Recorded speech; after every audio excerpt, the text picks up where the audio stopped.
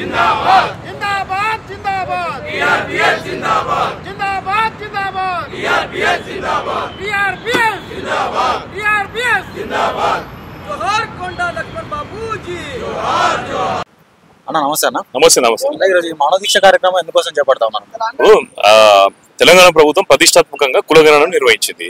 కులగణన యొక్క ప్రధాన ఉద్దేశం ఏంటంటే ఈ కులాల యొక్క స్థితిగతులను కనుక్కోవడం, అదేవిధంగా కులాలకు ఏదైనా సమస్యని తెలుసుకోవడం, తద్వారా ఏంటంటే ప్రభుత్వం తీసుకునే విధానపరమైన నిర్ణయాలలో ఈ కులాలకు లబ్ధి జరగడం.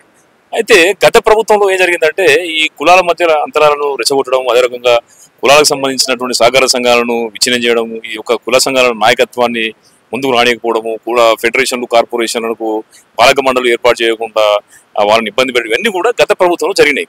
అయితే అవన్నీ కూడా ఈ యొక్క కులాల యొక్క అభిప్రాయాలకు వ్యతిరేకంగా ఉన్నాయని చెప్పేసి ప్రజాప్రభుత్వాన్ని తీసుకుని వచ్చినాం. అయితే ఈ రోజు ఈ ప్రభుత్వం తీసుకుపోయే ప్రధానమైన నిర్ణయాలలో ఈ కులాల మధ్యలో సఖ్యతను తీసుకొచ్చినటువంటి పెద్దల పాత్రను కూడా ప్రభుత్వం పోషించాల్సిన అవసరం ఉన్నది. ఏదైతే గత ప్రభుత్వంలో కొనసాగిన విధంగానే ఈ ప్రభుత్వం కూడా ఏదైతే ప్రభుత్వానికి అంటే ఏ ప్రభుత్వం మారితే ఆ ప్రభుత్వానికి తొత్తులుగా ఉండేటువంటి వ్యక్తులు కొంతమంది ఉన్నారు. వాళ్ళను పరిగణలోకి తీసుకొని కనుక ప్రభుత్వం నిర్ణయాలు తీసుకుంటే అది ప్రజలకు చేరవు. అలా కాకుండా ఈ యొక్క కులాలలో సమన్వయాన్ని ఏర్పాటు చేసి, ఎందుకంటే ఇలా పద్మశాలి కులం ఇలా దీక్షకు కూర్చున్నది, రేపు ఇంకొక కులం కూడా కూర్చునే అవకాశం ఉన్నది. ఎందుకంటే కులాలను గంగపుత్ర, ముదిరాజు, మున్నూరు కాపు, యాదవ్ ఇలా ప్రతి కులాన్ని కూడా కేసీఆర్ సర్కార్ ఏం చేస్తుంటే విడగొచ్చింది. ఇవాళ పద్మశాలి కులం ఏంటంటే ఇవాళ దేశం లోపలనే చాలా పెద్ద ఎత్తున విస్తరించిన కులం. అందులో ఏంటంటే ఇలా పద్మశాలి కులం ఏంటంటే ఇలా సమస్త బీసీ సమాజానికి ఒక ప్రతినిధిగా ఏంటంటే ఇలా ప్రభుత్వానికి ఒక సూచన చేస్తుంది. ఈ సూచనను పరిగణలోకి తీసుకొని ప్రభుత్వం తప్పకుండా ఒక మంచి నిర్ణయం తీసుకొని ముఖ్యమంత్రి గారు పెద్దన్న పాత్ర పోషించి దీని లోపల సమన్వయం తీసుకొచ్చే ప్రయత్నం చేయాలి.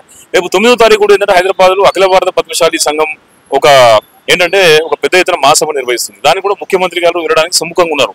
మరి ముఖ్యమంత్రి గారు ఈ విషయాన్ని అర్థం చేసుకొని కులగణన ద్వారా అందరికీ లబ్ధి జరగాలి, తద్వారా ఏంటంటే కులాల మధ్య కూడా సమన్వయం కుదరాలి.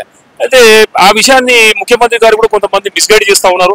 అక్కడ ఉన్నటువంటి నాయకులు కూడా వాళ్ళ యొక్క స్వార్థ ప్రయోజనాలు, అవకాశాల కోసం ఏంటంటే ఈ కులాలను విడగొట్టడం వల్ల తెలంగాణ లోపల కులాలు బలం కావు. అన్నింటినీ సమన్వయం చేయాలి.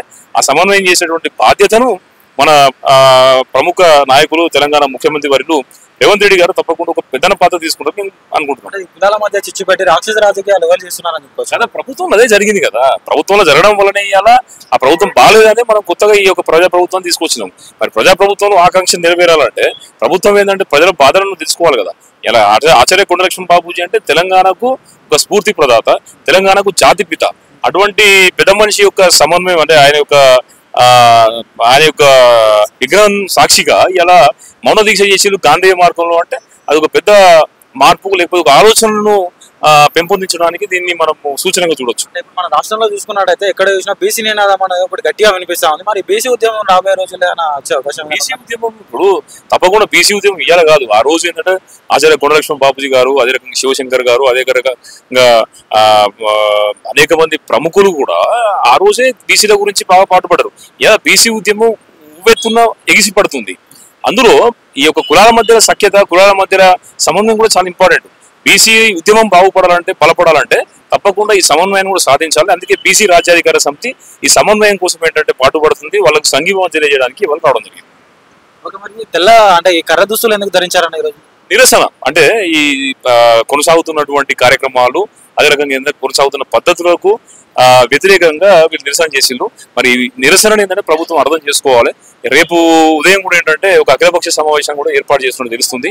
మరి ప్రభుత్వం ఏంటంటే దీన్ని మరీ బలమైనటువంటి అంటే ముదిరేటటువంటి విధంగా కాకుండా ఇది మొగ్గలో ఉన్నప్పుడే ప్రభుత్వం అర్థం చేసుకొని సమస్యను పరిష్కారం చేస్తుందని చెప్పేసి మేము కోరుకుంటున్నాం. Thank you. నమస్తే అన్న. అంటే ఈ మానవ దీక్ష కార్యక్రమం ఎందుకోసం చేస్తా ఉన్నారు?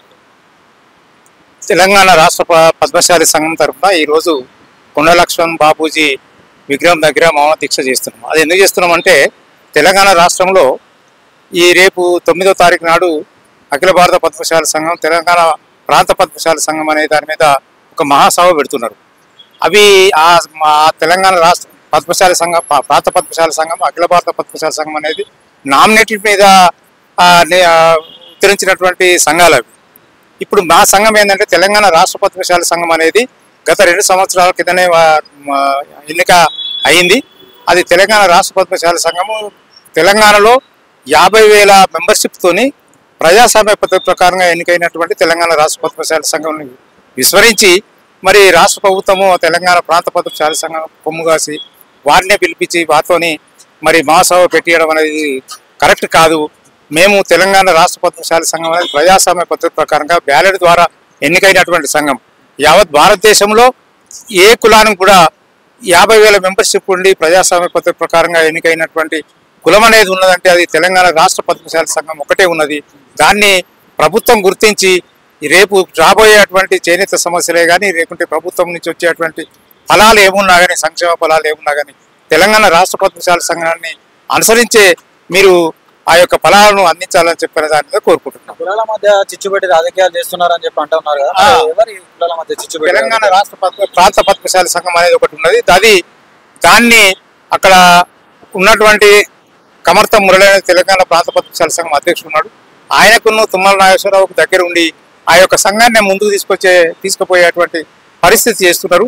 మేము కూడా తెలంగాణ రాష్ట్ర పద్మశాలి సంఘం ప్రజాస్వామ్య పద్ధతి ప్రకారంగా గెలిచినటువంటి సంఘాన్ని గుర్తించాలని చెప్పని ఇదివరకు కూడా తుమ్మల నాగేశ్వరరావు చేనేత మంత్రికును మరి బీసీ మంత్రి అయిన పొన్నం ప్రభాకర్ రావుకు వరకు కూడా ముఖ్యమంత్రి గారు కూడా రిప్రజెంటేషన్ చేసినాం. ఆ రిప్రజెంటేషన్ పరిలోకి తీసుకొని మాకు న్యాయం చేసేటువంటి విధంగా చేయాలని చెప్పని కోరుతున్నాం.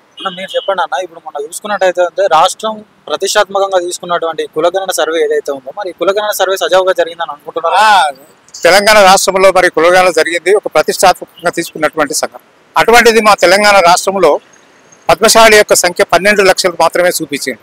మాకు పద్మశాలిల సంఖ్య మేము కులాల ఇప్పుడు ఒక్కొక్క నియోజకవర్గంలో 60,000, 70,000, 50,000, 40,000 ఓట్లే ఉన్నాయి. అటువంటి నియోజకవర్గాలు కనీసమైన ఒక 20 దాకా ఉన్నాయి. అటువంటిది మరి 12 లక్షలు చూపించింది. మాకు చాలా అన్యాయం జరిగింది. మాకు ఈ తెలంగాణ రాష్ట్రంలో ఒక 30 లక్షల పైనే మా తెలంగాణ పద్మశాలి యొక్క సంఖ్య ఉంటుంది. కాబట్టి దాన్ని కూడా రీసర్వే చేయాలని చెప్పని కూడా మొన్న మేము మీడియా ద్వారా కూడా మేము తెలియపరచడం జరిగింది. దాని మీద ప్రభుత్వం ఆలోచన చేసి దాని కరెక్ట్ సంఖ్య తెలుస్తామని చెప్పని కూడా చెప్పిందండి. ప్రధానంగా ప్రభుత్వాన్ని ఏం డిమాండ్ చేస్తా ఉన్నారు? ప్రభుత్వాన్ని మా సంఖ్య 12 లక్షలు కాదు, మా 30 లక్షల పైన ఉన్నదని చెప్పని డిమాండ్ చేస్తున్నాం. ఇదివరకు ఇప్పుడు ఉన్నటువంటి రేపు మహాసభ పెట్టేటువంటి సంఘాలు ఏవైతే ఉన్నాయో అవి గుర్తింపు సంఘాలు కావు. తెలంగాణ రాష్ట్ర పద్మశాలి సంఘమే గుర్తింపు అయినటువంటి సంఘం కాబట్టి ఈ సంఘాన్ని పరిలోకి తీసుకోవాలని చెప్పని మేము డిమాండ్ చేస్తున్నాం.